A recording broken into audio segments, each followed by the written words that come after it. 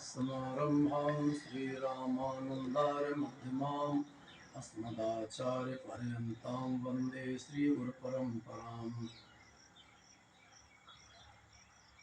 वर्तमान में कई दिनों से लगभग 1 महीने होने को है कुछ वीडियोज आ रहे हैं सोशल मीडिया पर, जिनमें तमाम प्रकार के प्रलाप किए जा रहे हैं। एक वीडियो आ रहा है, कोई निग्रहाचार करके अपने को बताता है।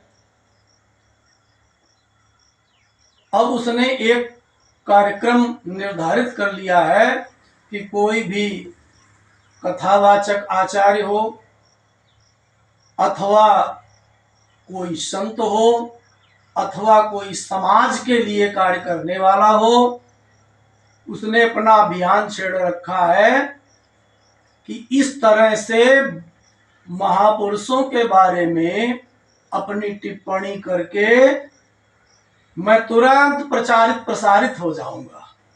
इसका वो जो पाखंड प्रस्तुत कर रहा है, इसके लिए उसे सोचना चाहिए, विचार करना चाहिए। क्यों आज जो वो कार्य कर रहा है, यही कार्य गोस्वामी तुलसीदास जी के विरुद्ध मुगल काल में हुआ था। गोस्वामी तुलसीदास जी महाराज ने रामचरितमानस जैसा अद्वितीय ग्रंथ हमारे सनातन धर्म को दिया, उसका भी विरोध किया गया था, उनको अपमानित किया गया था, परीक्षण के लिए उनके ग्रंथ को सबसे नीचे रखा गया था। किंतु भगवान शिव ने जब उसमें हस्ताक्षर अपने कर दिए, तब सभी को मानना पड़ा, गोस्वामी जी का सम्मान हुआ। वो रामचरितमानस क्या कोई साधारण ग्रंथ है? वर्तमान में विश्व की जितनी भाषाएं अधिक से अधिक हो सकती हैं, जिनसे हमारे रामचरितमानस का अनुवाद किया गया हो, पहले स्थान पर हमारा रामचरितमानस गोस्वामी जी का आता है। इसके पूर्व में हमारी श्रीमद् भगवत गीता रही, उसके पूर्व में अभिज्ञान शाकुंतलम का भी हुआ, किंतु वर्तमान में सर्वाधिक भाषाओं में अनुवाद यदि हुआ है तो रामचरितमानस का। लेकिन उसका भी लोगों ने विरोध किया था, जबकि उनको ये नहीं पता था, ऐसे पाखंडियों को ये नहीं पता होता है कि वो तुलसीदास जी कौन थे। पढ़ लेते भविष्योत्तर पुराण का प्रतिपर्व सर्ग, उसमें स्पष्ट लिखा है, वाल्मीकि तुलसीदास कलौ देव भविष्यत् रामचंद्र कथा में ताम भाषा बद्धाम करिष्यति। वो तुलसीदास जी ने भाषाबद्ध क्यों किया, क्यों उनको आना पड़ा, क्यों उसमें लिख दिया गया भविष्योत्तर पुराण में? कारण जो महर्षि वाल्मीकि जी के ग्रंथ के साथ जो छेड़छाड़ की गई थी, उसके सुधार के लिए गोस्वामी जी को अवतरित होना पड़ा। भक्त मालकार नाभादास जी ने भी तो लिख दिया है, कटकली कुटिल जीव निस्तार हित वाल्मीकि तुलसी भय। यदि उस समय मध्यकाल में विधर्मियों से गोस्वामी जी को न लड़ना होता, तो आज पूज्य गुरुदेव तुलसी पीठाधीश्वर जगत गुरु रामभद्राचार्य जी महाराज को जो करना पड़ रहा है, वो गोस्वामी तुलसीदास जी कर लिए होते। लेकिन उन्होंने सोचा, यदि अपने धर्म को एक आध अंश भी मानने वाले जो हैं, अगर मैं उनसे उलझूंगा तो विधर्मियों से नहीं लड़ पाऊंगा। क्योंकि भारत की स्थिति वो क्या थी, भारत की स्थिति, हमारे राष्ट्र की उस समय स्थिति बड़ी दयनीय थी। तो गोस्वामी जी ने उस दमन के बीच में अपनी बात को रखने के लिए इस ग्रंथ को लिखा। वो पुष्टि करता है कि सीता उत्तरकांड के तमाम प्रमाण भी देता है शास्त्रों के, लेकिन मैं पूर्वाचार्यों का विरोध नहीं करता हूं, उनका खंडन नहीं करता हूं, किंतु हो सकता है ऐसा तो नहीं है कि यहाँ पर कोई आचार्य या विद्वान के बाद लिखने के लिए कुछ बचेगा ही नहीं। सब कुछ अगर एक ही आचार्य के लिए के द्वारा लिख दिया जाए या एक उसके लिए कह दिया जाए तो आगे के आचार्यों को फिर लिखने की आवश्यकता न पड़ेगी, जबकि ऐसा नहीं है। प्रतिदिन प्रति क्षण एक एक क्षण में परिवर्तन, प्रकृति का परिवर्तन स्वभाव है। तो उस स्वभाव के अनुकूल, समयानुकूल यदि परिवर्तन नहीं हुए तो हमारा सनातन धर्म कहता है कि वो धर्म सम्राट करपात्री जी ने मना किया था समुद्र पार नहीं जाना है, और ये समुद्र पार करके गए तो ये इनका धर्म खंडित हो गया। ये सनातन धर्म ही नहीं है, सब कुछ यही है, यही ठेकेदार है। लगता है इसको सृष्टि के दूसरे सृष्टिकर्ता विश्वामित्र के द्वारा ये डाउनलोड हुआ है। ये हमारे सनातन धर्म का तो है ही नहीं। संत का वेश बनाता है, एक हाथ में पता नहीं वो क्या पकड़े रहता है, किसी दिन पीले कपड़े में आएगा, किसी दिन लाल कपड़े में आएगा, किसी दिन नीले में आएगा, किसी दिन पता नहीं कौन कौन से गिरदान की तरह, गिरगिट की तरह ये रंग बदलता है। जैसे हमारे यहाँ बरसात में तमाम ये फफूंदी फंगस उग आते हैं, जिनको हमारे यहाँ की क्षेत्रीय भाषा में कुकुरमुत्ता कहते हैं, इस तरह के बीच में उत्पन्न हो रहे हैं जो हमारे धर्म का सत्यानाश किए दे रहे हैं। ऐसे पाखंडियों को, ऐसे कालनेमियों को समाज को बहिष्कृत करना चाहिए और समाज के द्वारा इनको दंडित किया जाए। इनका बहिष्कार ही सबसे बड़ा दंड है। कहता है कि मैं माँ के गर्भ से भगवत गीता पढ़ के आया हूं, कंठस्थ करके आया हूं, माँ के गर्भ से करके आया है, और गीता के कुछ एक भी तत्व को पता कभी कर लेना था तुझे, कभी उसे पढ़ लेना चाहिए था। यही बात तो जगजीवन राम भी कहते थे। जगजीवन राम धर्म सम्राट स्वामी करपात्री जी के पास पहुंचे और बोले कि मैंने गीता कंठस्थ कर ली। उन्होंने कहा सुनाओ क्या कंठस्थ किया है? तो बोले धर्म क्षेत्र कुरुक्षेत्र। धर्म सम्राट स्वामी करपात्री जी ने कहा बस ठीक है, तुमको कंठस्थ है, मैंने समझ लिया कि तुम कंठस्थ कर चुके हो। यही हाल इसका है, माँ के गर्भ से कंठस्थ करके आया है और जानता कुछ नहीं है, आता न जाता। जैसे हमारे यहाँ कहावत है, आता न जाता चुनाव चिन्ह छाता लिए घूम रहा है।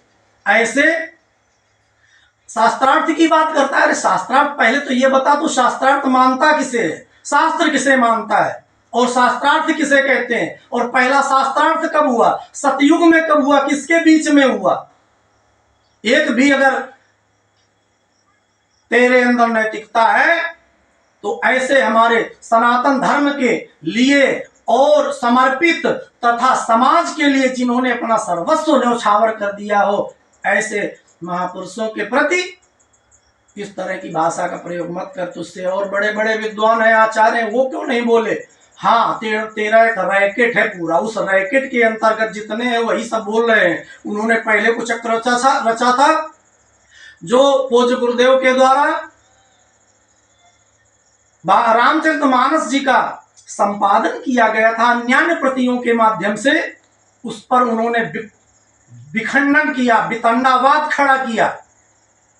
अंत में कोर्ट गए और कोर्ट में उनको मुंह की खानी पड़ी और उनका चेहरा लटक गया वहां पर। अब वही लोग फिर मिलकर के एक कुचक्र रचने का प्रयास तेरे माध्यम से कर रहे हैं। तू अपनी लोकप्रियता इससे बढ़ा लेगा?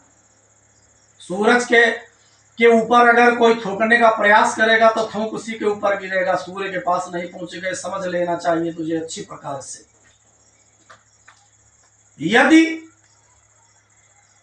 तुझे शास्त्रार्थ ही करना है तो किस विषय पर करेगा? अभी एक चर्चा और तूने की थी कि मैं अपना शरीर त्याग दूंगा, प्राण जो पराजित हो जाए वो प्राण त्याग देगा। बाद में उसने तो उन्हें भूल सुधार कर ली। ठीक है, तेरी भूल सुधार मान ली गई। एक बात और कही थी कि जिस भाषा को सब लोग समझ लें, जन सामान्य की भाषा में शास्त्रार्थ किया जाए, तो गोस्वामी तुलसीदास जी महाराज की रामचरितमानस ही जन सामान्य की भाषा है, ग्रामीण गिरा में है। जब चाहे जैसे चाहे आकर के उस पर चर्चा कर ले। शास्त्रार्थ लायक तो तू है ही नहीं, शास्त्रार्थ लायक ने उस पर चर्चा करने के लिए कभी आ जा, जब इच्छा हो। मैं कानपुर में ही तुझे मिलूंगा, और जब इच्छा हो, एक दिन में तो हो नहीं पाएगा, क्योंकि गोस्वामी जी ने कुछ छोड़ा ही नहीं। आज इस संक्षिप्त इस कार्यक्रम के माध्यम से पूरी बात न रख पाऊंगा, लेकिन अब प्रतिदिन तुम्हें मैं दूंगा कुछ न कुछ। जैसा तू बोल रहा है उसी भाषा में, यदि शालीनता की बात करेगा तो उस भाषा से उत्तर दूंगा, नहीं जैसे जैसी तेरी भाषा होगी उससे सुपरलेटिव डिग्री में मिलेगी तुझको। जिस बिंदु पर तुझे करना हो उस बिंदु पर बता। धर्म सम्राट स्वामी कृपात्री की चर्चा कर रहा थे, ऐसे महापुरुषों का तो तेरा नाम लेने से ही उनको कष्ट होता होगा कि ऐसे ऐसा पाखंडी हमारा नाम क्यों ले रहा है। उन्होंने जिस समय कहा था उस समय की क्या परिस्थिति थी, आज की क्या परिस्थिति कि समुद्र पार नहीं जाना चाहिए। अगर तेरी इस बात को अक्षरशः मान लिया जाए, उन परिस्थितियों के आधार पर उन्होंने कहा था, वो महापुरुष थे, उन्होंने कहा था, लेकिन तेरी बात को अक्षरशः आज मान लिया जाए तो भारत और हमारा राष्ट्र ये सिमट करके और एक छोटे स्थान पर आ जाएगा। तेरे द्वारा ही, इन दकियानूसों के द्वारा ही हमारे देश का कल्याण किया गया। धर्मशास्त्रों की सही व्याख्या नहीं की गई, धर्मशास्त्रों की का ज्ञान ही नहीं तो व्याख्या क्या करेगा तू। कहीं से वो थोड़ा सा पढ़ लिया, मोबाइल में देख देख करके पढ़ता है, मोबाइल में देख करके वो, हमें तो लगता है निग्रहाचार्य की जगह इसका मोबाइलाचार्य नाम होना चाहिए। मोबाइल में देख देख करके पढ़ता है और बस उसी को अपना वो सबको चुनौती देता है कि अगर हार भी जाऊंगा तो ये होगा कि मैं एक जैसे गधा कोई लड़ने पहुंच गया शेर से कहा मैं युद्ध करूंगा। शेर ने सोचा अगर मैंने इसको पटक भी दिया तो लोग क्या कहेंगे कि अरे गधे को हराया। इसलिए सिंह कुछ नहीं बोला था। इसका तात्पर्य ये नहीं हुआ कि दुनिया में ये प्रचलित हो जाएगा, दुनिया वाले जान जाएंगे कि शेर हार गया गधा से या गीदड़ से हार गया। ये दुनिया वाले जानते हैं कि सिंहस्तु सिंह है, सिंह तो सिंह ही है। तो एक बात और कहता है कि वो गोस्वामी तुलसीदास जी महाराज, जब गोस्वामी तुलसीदास जी महाराज के बारे में भी नहीं जानता। जहां ये छलांग लगाना चाहता है, डूबना चाहता है, वो इतना गहरा समुद्र है कि अगर गया तो था नहीं मिलेगी। या उस पहाड़ पर चढ़ना चाहता है, माउंट एवरेस्ट पर, जहां से गिरा तो हड्डी पसली बराबर हो जाएंगी। इसका यह आभास नहीं है इसको, केवल बस ऊट पटांग की बात करके अब समाज को विकृत कर रहा है, दूषित कर रहा है, वातावरण माहौल गंदा कर रहा है। ऐसे लोगों से, ऐसे कालनेमियों से समाज को सावधान रहना चाहिए। हाँ, एक बात विशेष है इसकी, उससे इसका लाभ इसको मिलेगा। ये जगत गुरु रामभद्राचार्य जी का नाम दिन में हजारों बार ले रहा है। उसमें एक मंत्र, बीज मंत्र लगा हुआ है, महामंत्र लगा हुआ है, राम भद्राचार्य में राम। तो राम राम ये विद्वेष से अगर कहता होगा तो भी इसको परम धाम मिल जाएगा, भगवान का धाम मिल जाएगा। क्योंकि रावण ने भी नाम लिया था, क्या कहा था, कहाँ राम रन हतों पचारी, लेकिन वो नाम लेने मात्र से उसको वो धाम मिल गया। काल नेमि ने लिया था उसको मिल गया, मारीच ने लिया था उसको भी वो धाम मिल गया। तो मारीच जैसे, काल नेमि जैसे इन पाखंडियों को भी बार बार वो नाम लेने से वो लाभ मिल सकता है, लेकिन वहां पहुंचने पर जो हमारे भगवान के पार्षद होंगे इसे धक्का मारकर पुनः गिरा देंगे वहां से, और पुनः गिराने पर ये वहां से उल्टा लटक जाएगा चमगादड़ की तरह, और इसके मुंह से जो लार निकलेगी तो कर्मनाशा नहीं होगी, अब उससे इन पाखंडियों की विनाशा नदी बहेगी।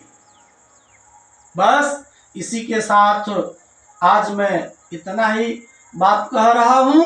अब अगले बिंदु पर जो ये प्रतिक्रिया देगा उसके उसके बाद सशक्त प्रतिक्रिया होगी वक्तव्य के द्वारा।